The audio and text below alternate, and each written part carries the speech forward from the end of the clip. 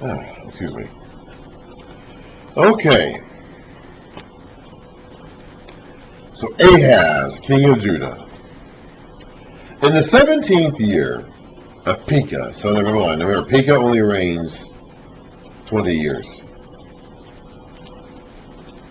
So this is near the end of Pekah. And we're going to read about that when we take our detour into Isaiah in a little bit here. So in the 17th year of Pekah, son of Remaliah, Ahaz, son of Jotham, the king of Judah, began to reign.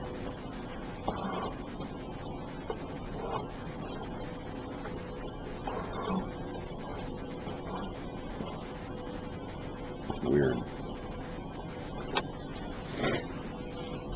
Ahaz was 20 years old when he became king, and he reigned in Jerusalem 16 years. Unlike David, his father. Now David goes back a ways now. Okay, we're in the late 700s BC now. David was 200, almost 300 years ago, actually. But he is still his father. And like David, his father, he did not do what was right in the eyes of the Lord.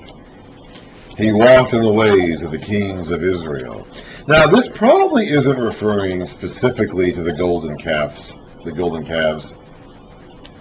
It's probably referring, that was the way of the kings of Israel, was the golden calves. But the golden calves themselves were idolatry.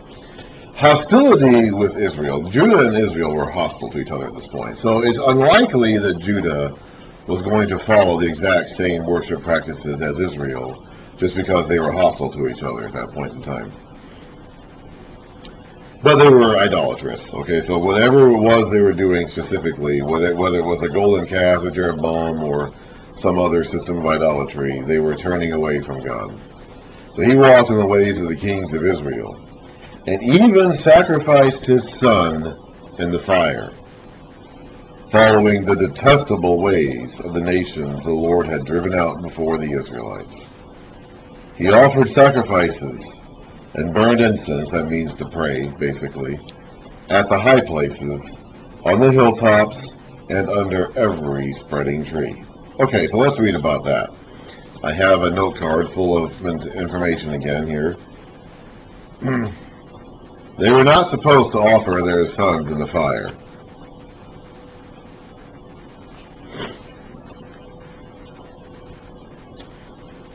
We'll just pick out a couple of verses here that warns them not to do that. But you could actually find this in a number of different places in the law of Moses. Leviticus 18, verse 21. Do not give any of your children to be sacrificed to Molech, for you must not profane the name of your God. I am the Lord.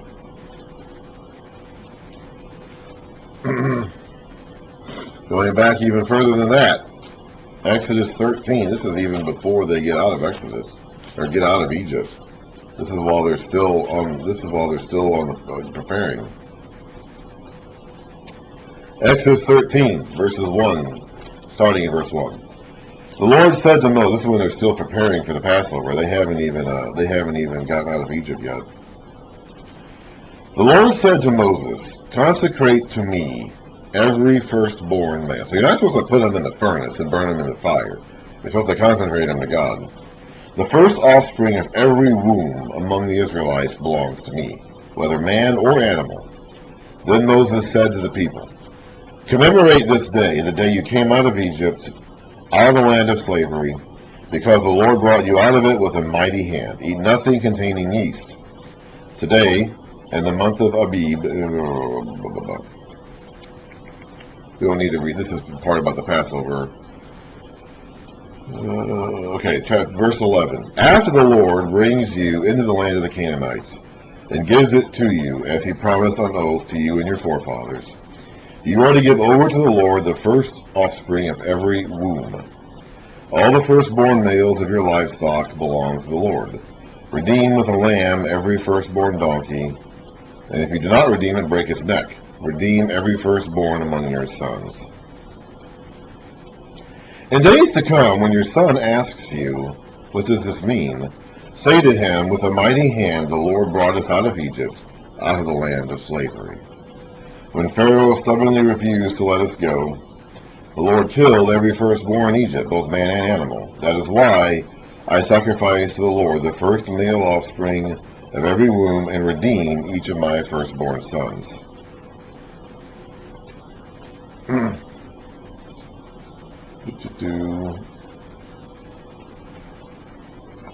In Numbers,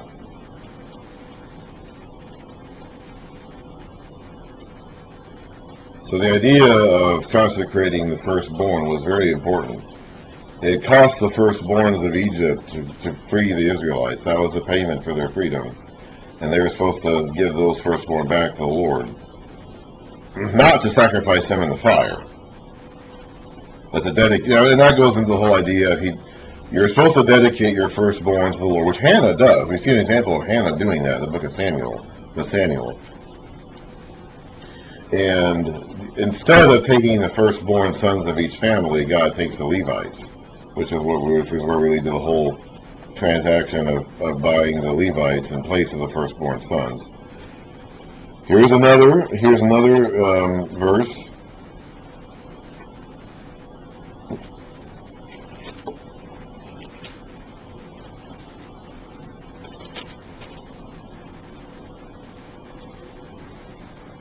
This is Numbers 18, verses 14 to 16. They're talking about the offerings for the priests and Levites. Remember, so the Levites were taken from the rest of the Israelites in exchange for their firstborn sons, and they were set apart for special service. They couldn't have, like, their own jobs. They couldn't support themselves, so the rest of the Israelites had to support them. So in Numbers 18, verse 14, starting in verse 14, everything in Israel that is devoted to the Lord is yours. He's talking to the Levites here. The first offspring of every womb, both man and animal, that is offered to the Lord is yours. But you must redeem every firstborn son, every firstborn male of unclean animals. When they are a month old, you must redeem them at the redemption price, set at 5 shekels of silver, according to the sanctuary shekel, blah, blah, blah, blah. Another Leviticus passage here. Leviticus chapter 20, starting at the beginning of the chapter. The Lord said to Moses, say to the Israelites, any Israelite or any alien living in Israel who gives any of his children to Molech must be put to death. The people of the community are to stone him. I will set my face against that man and will cut him off from his people. For by giving his children to Molech, he has defiled my sanctuary and profaned my holy name. If the people of the community close their eyes, which means just turn away, don't look at it, don't do anything about it, when that man gives one of his children to Molech, and they fail to put him to death, I will set my face against that man and his family, and will cut off from their people both him and all who follow him, in prostituting themselves to Molech. So they were very specifically not supposed to offer their sons as in the fire to Molech.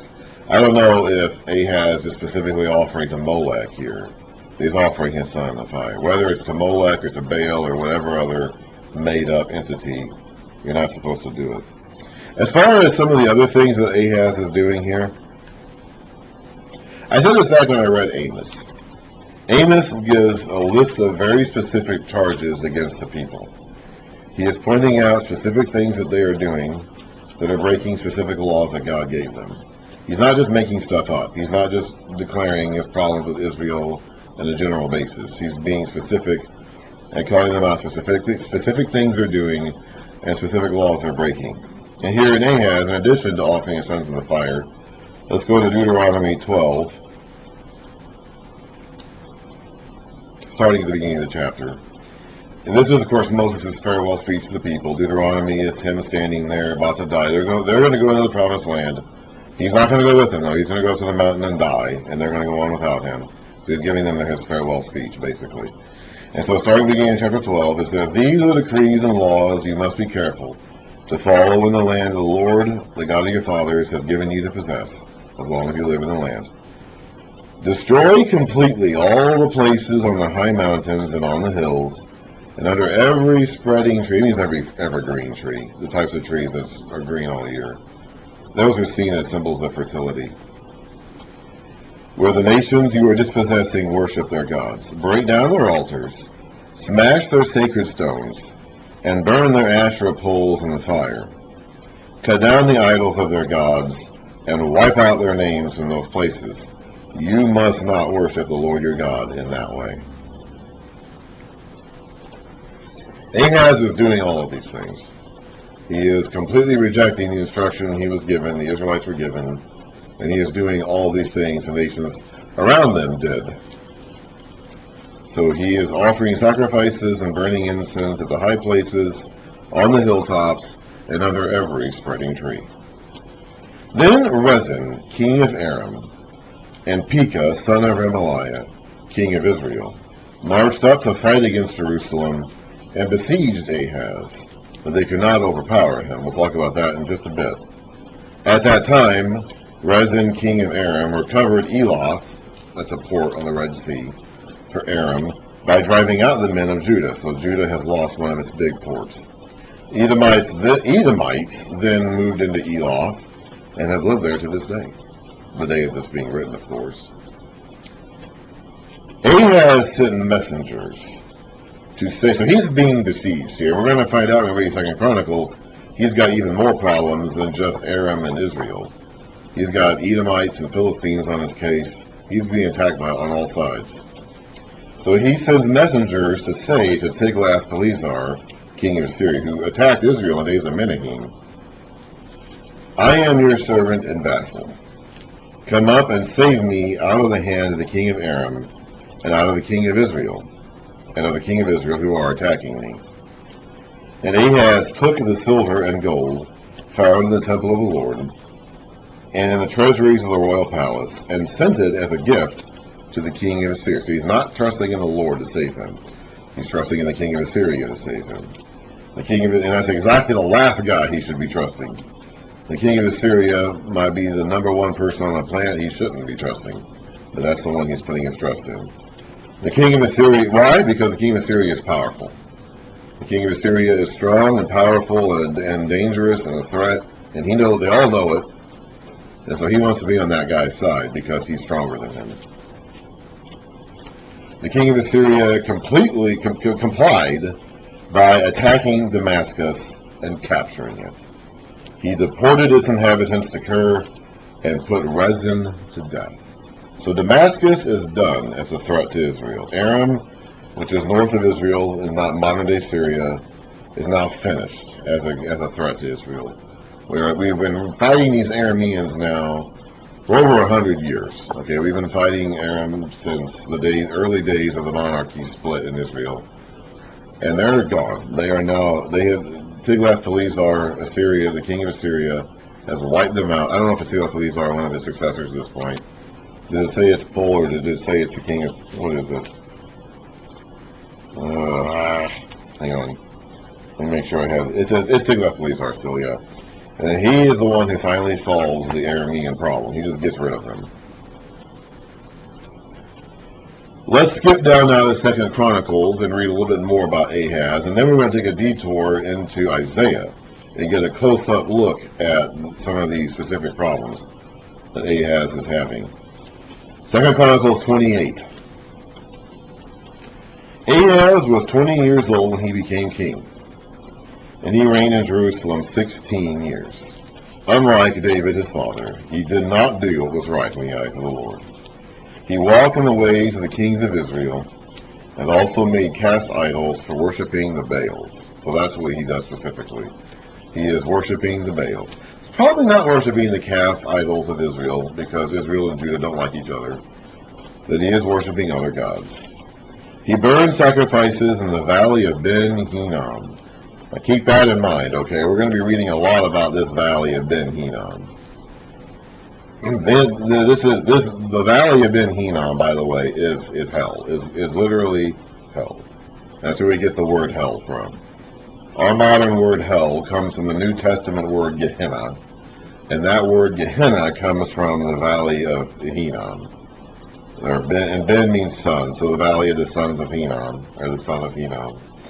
Probably was the original owner. Remember, this city, Jerusalem, was originally in the possession of a group of people called the Jebusites.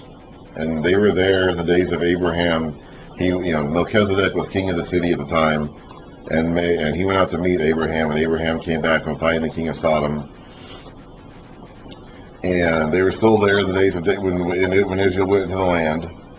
David was finally the one who took the city from them, and he ended up buying the threshing floor from Aruna, whatever his name was, the Jebusite who was still living there. That became the site of the temple later on. So this was originally a city called a Jebusite city. Presumably, Hinnom was the guy who originally owned this particular plot of land. Presumably. We don't really know, but presumably the Valley of Ben Hinnom is the name of the guy who originally owned this land. It's on the outer southern and western, it's a valley to the south and west of the city of Jerusalem itself. And it is quite literally hell.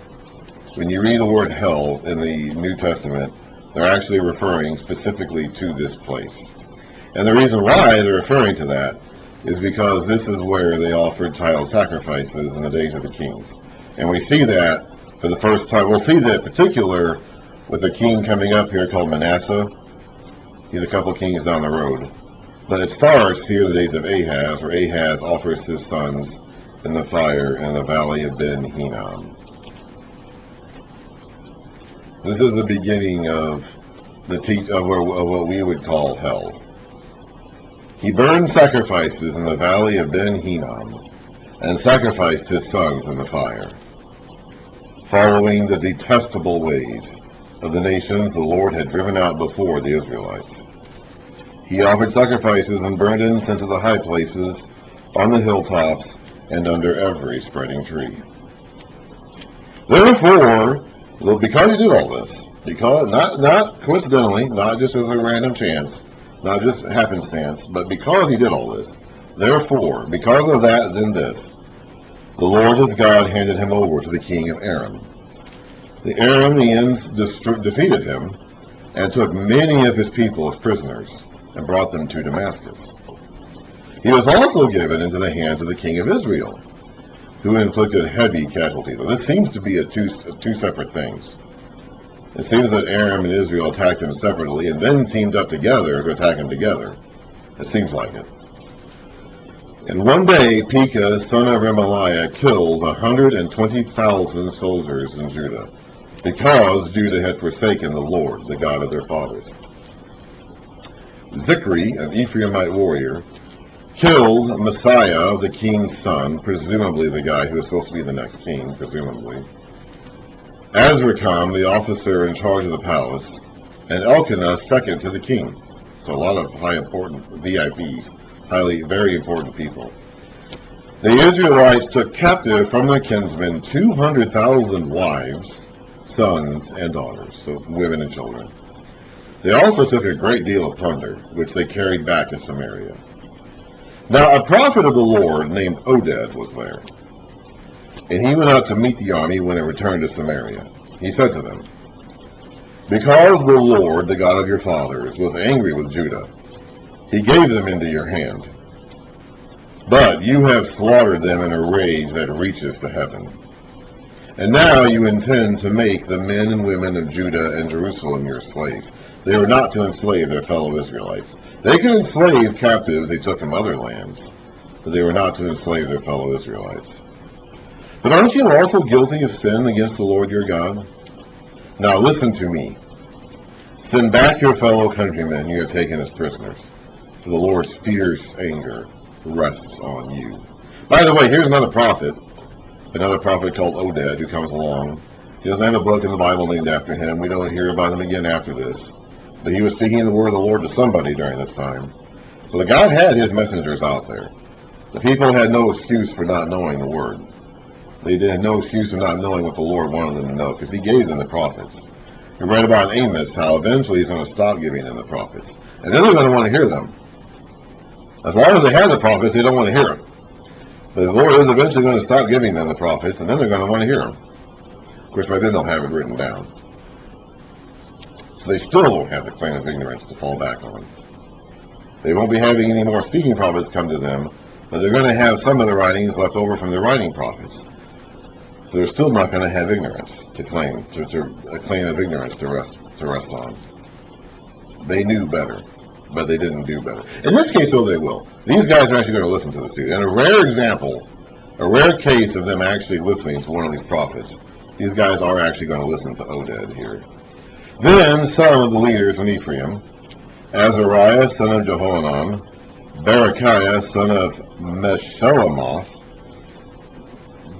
Jehezekiah, son of Shallum, and Amasa, son of Hadlai, confronted those who were arriving from the war. You must not bring these prisoners here, they said, or we will be guilty before the Lord. Do you intend to add to our sin and guilt? For our guilt is already great, and his fierce anger rests on Israel. So the soldiers gave up the prisoners and plunder in the presence of the officials and all these things. It actually worked. Kind of surprised. It actually worked, though.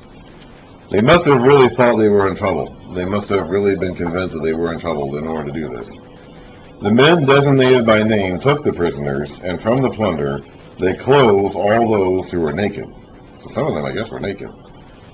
They provided them with clothes and sandals, food and drink, and healing balm. All those who were weak they put on donkeys. So they took them back to their fellow countrymen at Jericho, the city of palms, and returned to Samaria. At that time, King Ahaz sent to the king of Assyria for help. He can't handle this on his own. He doesn't want to turn to God. Don't want to do that. The Edomites had again come and attacked Judah and carried. Remember how we read in 1 Kings about how the Edomites took over that port city of Eloth? So I don't know if that's referring to that in particular, or another incident where the Edomites came. But, Aram and Israel are north of Judah. Edom is to the southeast of Judah.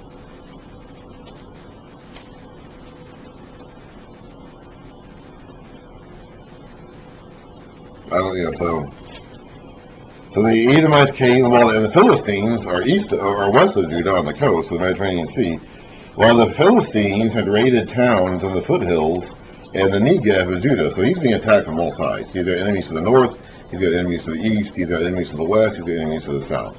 I mean, he has got enemies coming at him from all sides. They captured and occupied Beth Shemesh, Ajalon, and Gederoth, as well as Toko, Timnah, and Gimzo, with their surrounding villages. The Lord had humbled Judah because of Ahaz, king of Israel. So third time now that we're making the link explicit between Ahaz's unfaithfulness and all these troubles. For he had promoted wickedness in Judah and had been most unfaithful to the Lord. Tiglath-Pilesar, king of Assyria, came to him. So he's going to get what he wants. He's going to get the guy to come here that he wants to come. But he gave him trouble instead of help. Ahaz took some of the things from the temple of the Lord, and from the royal palace, and from the princes, and presented them to the king of Assyria, but that did not help him. That doesn't mean the king of Assyria isn't going to conquer some of these enemies of Ahaz. It's not because he's trying to help Ahaz, it's because he wants to conquer those enemies. We're going to read more about Ahaz in a bit. We're not done with him yet.